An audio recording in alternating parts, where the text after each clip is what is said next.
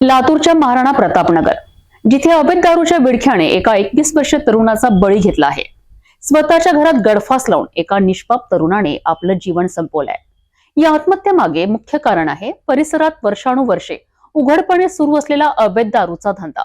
या घटनेनंतर संतप्त ग्रामस्थांनी आता थेट प्रशासनाला इशारा दिला आहे। कारवाई नाही तर आम्हीच धडा शिकवू अशा तीव्र शब्दात त्यांनी आपला संताप व्यक्त केला आहे।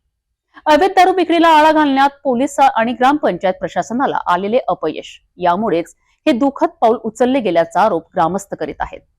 पुढील कारवाई काय होणार, प्रशासन ग्रामस्थांच्या इशाऱ्याची दखल घेणार का, यावर आमचं लक्ष आहे। आपण बघत राहा फक्त सिटी न्यूज। लातूर लगतच्या महाराणा प्रतापनगर मध्ये शोक आणि संतापाचं वातावरण आहे। येथील 31 वर्षीय तरुणाच्या आत्महत्येने संपूर्ण गाव हादरला आहे।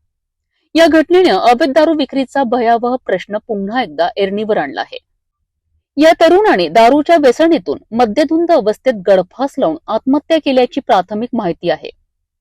मात्र गावकऱ्यांच्या मते या आत्महत्येला जबाबदार आहेत ते अवैध दारू विक्रेते, ज्यांचा धंदा परिसरात अनेक वर्षांपासून बिनदिक्कत सुरू आहे। ग्रामस्थांनी अनेकदा पोलीस ठाण्यात, ग्रामपंचायतीकडे आणि स्थानिक प्रशासनाकडे या विरोधात तक्रारी दिल्यात, निवेदनेही दिलीत, परंतु या तक्रारींकडे सातत्याने दुर्लक्ष करण्यात आले। यामुळे अवैध दारू विक्रेते निर्भय झालेत आणि गावातील तरुणांमध्ये व्यसनाधीनता वाढत गेली। दुपारी 1 वाजता या घटनेनंतर ग्रामस्थांनी आपला संताप उघड केला आहे। अवैध दारू विक्रीमुळे आमची मुले बिघडत आहेत, कुटुंबे उद्ध्वस्त होत आहेत, अशी तीव्र भावना त्यांनी व्यक्त केली आहे। ग्रामस्थांनी आता प्रशासनाला शेवटचा इशारा दिला आहे की पोलिसांनी आता त्वरित कारवाई केली पाहिजे, अन्यथा आम्हीच या विक्रेत्यांना धडा शिकवू। ग्रामस्थांनी पोलिसांकडे ठोस मागणी केली आहे। अवैध दारू विक्रेत्यांवर तातडीने छापे टाकावेत, अवैध धंदा करणाऱ्यांना कठोर शिक्षा द्यावी, हा परिसर पूर्णपणे ड्राय झोन घोषित करावा। युवकांच्या कुटुंबावर दुःखाचा डोंगर कोसळला आहे।